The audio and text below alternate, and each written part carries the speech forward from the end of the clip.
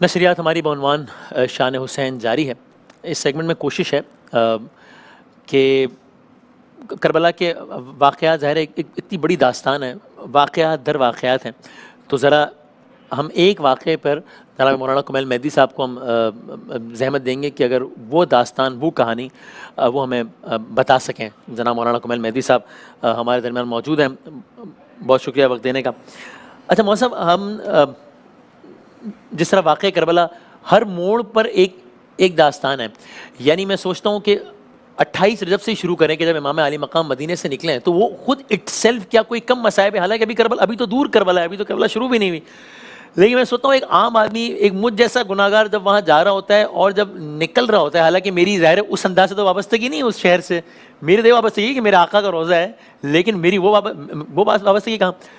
تو بھی جب انسان نکل رہا ہوتا ہے اس شہر سے تو ایک عجیب کیفیت ہوتی ہے، بار بار مڑ کے دیکھ رہا ہوتا ہے۔ تو امام علی مقام کا مدینہ چھوڑنا وہ پوری ایک غم کی داستان ہے، امام علی مقام کا مکہ پہنچنا ایک داستان ہے، مکہ چھوڑ کے چلے جانا۔ میں بھی ایام عہد میں سوچ رہا تھا کہ ابھی کوئی مجھ سے، ابھی جب میں تیاری کروں عرفات سے نکلنے کے لیے، ابھی کوئی مجھ سے کہیں واپس ملک جانا ہے تو کیا گزرے گی مجھ پہ، حالانکہ کوئی موازنہ تو بنتا ہی نہیں ہے۔ تو مکہ چھوڑنا وہ ایک غم کی داستان ہے، کربلا پہنچنا ایک غم کی داستان ہے، کربلا میں ایک ایک دن ایک غم کی داستان ہے، شب عاشور ایک داستان ہے۔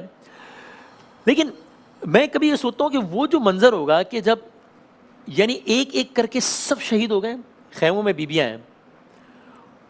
اور اب وہ ہستی جا رہی ہے کہ جو صبح سے جب بھی کوئی جا رہا ہوتا ہے شہید ہونے کے لیے تو اس کو رخصت کرتا ہے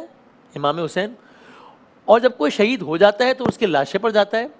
اور پھر لاشا خیموں میں لے کر آتا ہے۔ اب جب تو بیبیوں کی تو تمام امیدوں کی آس وہ امام علی مقام ہے نا، اب جب وہ جا رہے ہوں گے، اب جب وہ خیموں میں آئے ہوں گے کہ اب میں بھی جا رہا ہوں، تو بیبیوں کے دل میں کیا گزری ہوگی کہ اب کیا ہے، یہاں پہ سامنے 30,000 کا لشکر ہے جو خون کے پیاسے ہیں، جنہوں نے سب کو شہید کر دیا ہے، اور امام علی مقام بھی جا رہے ہیں۔ مجھے وہ اشعار یاد آتے ہیں، اور میں آپ سے چاہوں گا کہ پھر آپ رخصت امام حسین کی داستان بتائیے گا۔ رن کو جاتے ہوئے، سر جھکائے ہوئے، شہ نے رو کر کہا الوداع الوداع، آیا وقت سفر اے بہن آج ہم ہو رہے ہیں جدا، الوداع الوداع۔ اور شاہ بڑھ کر بہن کے گلے لگ گئے اور دکھیا بہن سے یہ کہنے لگے، میری مظلوم پیاسی مسافر بہن، تیرا حافظ خدا، الوداع الوداع۔ جس سے ڈرتی تھی تم وہ گھڑی آ گئی، دیکھو چاروں طرف تیرگی چھا گئی، دشت پرہول میں شام ہونے کو ہے،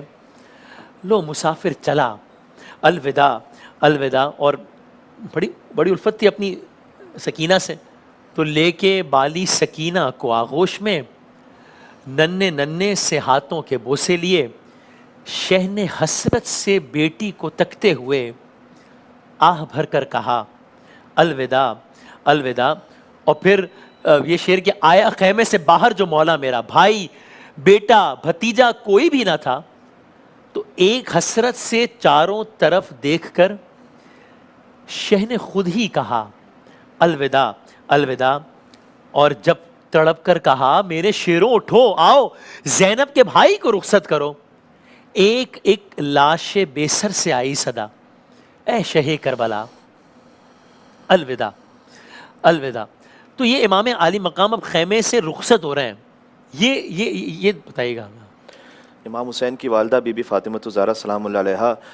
سے ایک منقول بات ہے کہ بعض سادات کرام علماء کو عالم خواب میں، عالم مکاشفہ میں بی بی نے آ کر یہ فرمایا تھا کہ تم میرے بیٹے حسین کے مصائب تو پڑھتے ہو لیکن سب سے بڑی مصیبت کیوں نہیں پڑھتے؟ اچھا، تو انہوں نے پوچھا کہ آپ کے فرزند کی سب سے بڑی مصیبت کیا ہے؟ تو انہوں نے فرمایا کہ رخصت کے مصائب، جب وہ اپنی بہن زینب سے رخصت ہو رہے تھے۔ یعنی بی بی گویا فرمانا چاہتی تھی کہ امام حسین علیہ السلام کے لیے تیر و تلوار سے بھی بڑی مصیبت یہ ہے کہ جب وہ آقا زادیوں سے ودا ہو رہے تھے، اپنی بیٹی سے ودا ہو رہے تھے، یہ اس سے زیادہ ایک سخت منزل تھی، کیونکہ امام حسین علیہ السلام تشریف لاتے ہیں اور کہتے ہیں کہ فہذا آخر الاجتماع، یہ ہماری آخری ملاقات ہے۔ اب ساری بیویاں جمع ہو گئی تھیں، بکھرائے بال اہل حرم ساتھ ساتھ تھے، اور پٹکے میں شاہدین کے سکینہ کے ہاتھ تھے۔ چونکہ جب بھی کوئی شہید جاتا تھا تو بیویوں کے دل کو تسلی ہوتی تھی کہ امام حسین علیہ السلام تو ہیں۔ اب آخر میں خود امام حسین جب تشریف لے جا رہے تھے تو امام نے فرمایا کہ ایتینی بثوب انیق، اپنی خواہر سے فرمایا کہ میرے لیے ایک پھٹا پرانا لباس لا دو کہ میں اپنے لباس شہادت کے اندر اسے پہن لوں، تاکہ جب میری شہادت کے بعد میرے اس لباس کو لوٹا جائے تو ایک لباس میرے بدن پر باقی رہ جائے۔ تو پھر بیوی اس لباس کو لے کر آئیں، یعنی یہ کہ جس کے لیے جنت سے لباس آیا تھا نا، اس نے لباس شہادت کو پہن لیا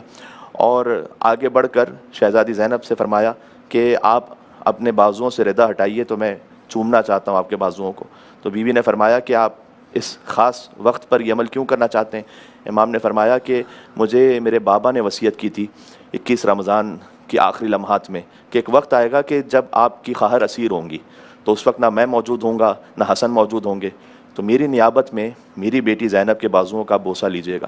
اور اس وقت بی بی زینب سلام اللہ علیہ آگے بڑھیں اور انہوں نے بھی تحت الحنک ہٹا کر امام مظلوم کے گلے کا بوسہ لیا اور فرمایا کہ ماں کی بھی وصیت تھی کہ ایک وقت آئے گا کہ جب اس گلے پہ خنجر چلے گا۔ اس لیے کہ کربلا کی داستان کا ذکر تو امام حسین کی جب ولادت ہوئی تھی تو رسول اللہ روئے تھے، تو پورے خانوادہ اہل بیت کو پتا تھا کہ یہ ہونے والا ہے، تو بی بی فاطمہ وصیت کر کے گئی تھیں بی بی زینب کو کہ میں تو نہیں ہوں گی لیکن میری نیابت میں حسین کے خوش گلے کا بوسہ آپ لے لیجیے گا۔ اس کے بعد امام حسین تشریف لے گئے بیمار کربلا امام زین العابدین علیہ السلام کے پاس، جو ایک خیمے میں تھے اور شدید غش کے عالم میں تھے، اور اس وقت بیدار فرمایا امام کو، جو امام کے بیٹے ہیں امام حسین کے وہ، اور جیسے ہی وہ بیدار ہوئے تو کچھ چیزیں ہوتی ہیں کہ جو اسپیسیفکلی مقتل میں لکھی بھی نہیں ہوتی، لیکن آپ عالم تصور میں سوچتے ہیں کہ جب امام تشریف لائے ہوں گے وہاں تو کیا کیفیت ہوگی۔ یقیناً ان کے لباس پر علی اکبر کا خون ہوگا کیونکہ وہ تو شہید ہو چکے ہیں، حضرت قاسم کا خون ہوگا، کمر ان کی ٹوٹی ہوئی ہے مولا عباس علیہ السلام کے غم سے کیونکہ وہ بھی شہید ہو چکے ہیں، ان کے چہرے پر شاید حضرت علی اصغر کا خون ہوگا کیونکہ وہ بھی شہید ہو چکے ہیں۔ تو جب بیمار بیٹے نے اپنے باپ کو دیکھا اس کیفیت میں تو پوچھا کہ این اخی علی الاکبر، بابا میرے بھائی علی اکبر کہاں ہیں، کیونکہ وہ تو صبح سے بہت شدید غشی کے عالم میں تھے۔ تو فرمایا قد قتل، مار دیے گئے۔ کہا این امی العباس، تو بابا چچا عباس کہاں گئے؟ کہا قد قتل، وہ بھی مار دیے گئے۔ تو امام زین العابدین پوچھتے گئے تو امام حسین نے صبح عاشور سے عصر عاشور تک کی داستان ایک فقرے میں مکمل کی کہ لیس فی الخیام رجل الا انت و انا، اس وقت خیموں میں مردوں میں آپ کے اور میرے علاوہ کوئی نہیں بچا ہوا۔ تو وہ ایک جملہ ہی پورا مرثیہ ہے، یہ پوری عاشور کی داستان ہے ایک فقرے میں۔ تو امام زین العابدین السلام اٹھے اور اپنی کمر کو تھاما اور فرمایا کہ پھوپھی اماں شہزادی زینب سلام اللہ علیہ سے فرمایا کہ میری تلوار تو لائیے گا، اس لیے کہ میرا بابا اکیلا رہ گیا، بالکل تنہا رہ گیا، تو میں کیسے اس بات کو ضبط کروں، کیا میرے بابا جا رہے ہیں مقتل میں؟ تو فرمایا امام حسین علیہ السلام نے کہ بیٹا آپ صبر کیجئے گا، سار امامت تعلیم فرمائے کہ اللہ سبحانہ وتعالیٰ نے آپ کے لیے کوئی اور ذمہ داری رکھی ہے۔ اور اس کے بعد امام وہاں سے ودا ہو کر آئے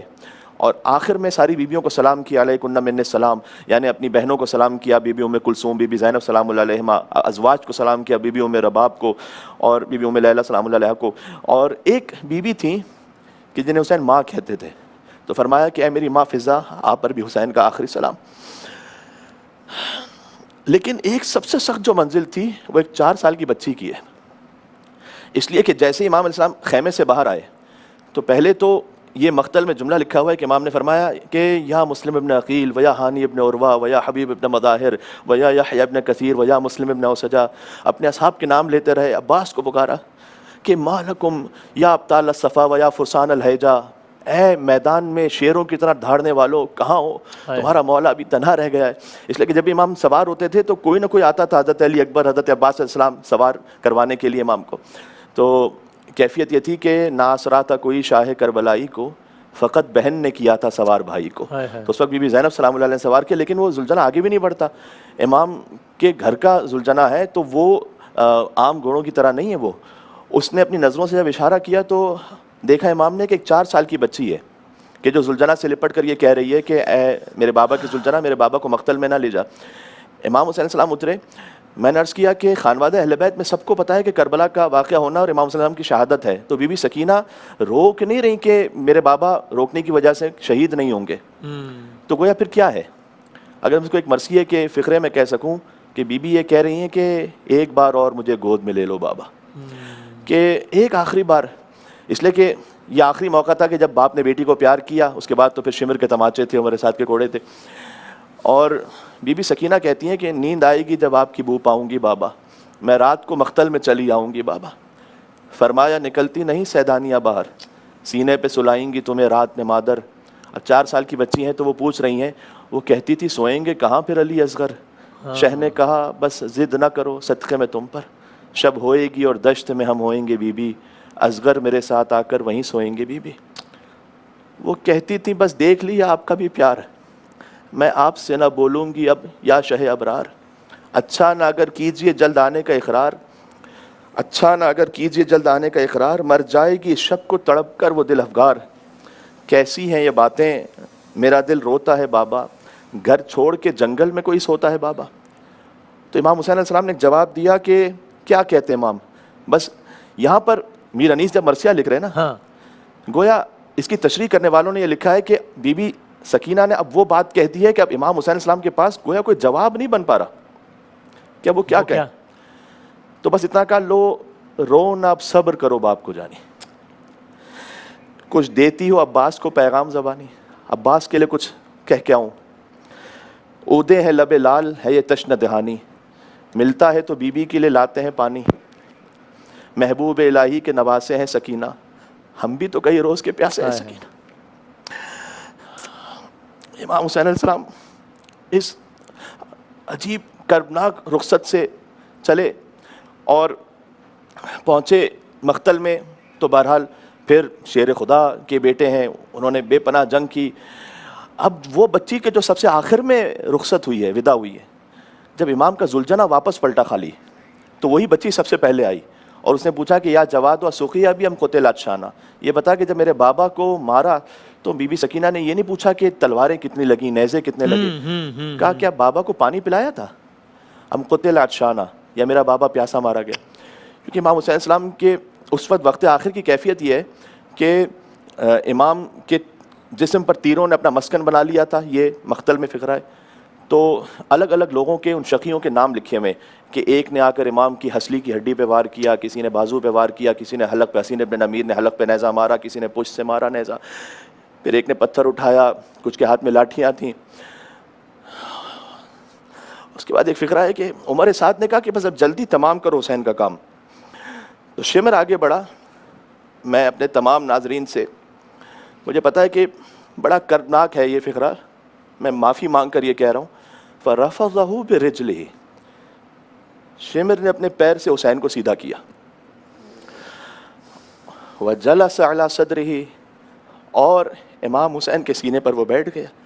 أَخَذَ بِلِحْيَتِهِ، یہ سب میں مقتل پڑھ رہا ہوں، اور اس نے امام حسین السلام کی داڑھی کو پکڑ لیا، اور اس وقت لقد سکنت حواسک، امام حسین السلام نے اپنی سانسیں روک لی تھیں، وبقیت انفاسک، امام کیوں؟ اس لیے کہ جب کسی کو ذبح کیا جائے تو اور زیادہ تڑپتا ہے، شاید وجہ یہ ہو کہ بہت سکون سے خدا کی طرف چلا ہے حسین، پتہ چلے نہ یہ ماں کو تڑپ رہا ہے حسین۔ جزاک اللہ، بہت بہت نوازش۔ ابھی وقفہ لیتے ہیں اور انشاءاللہ اس طرز کی ہم ایک اور نشست رکھیں گے کہ جس میں ایک اور شہید کربلا کہ جن کی داستان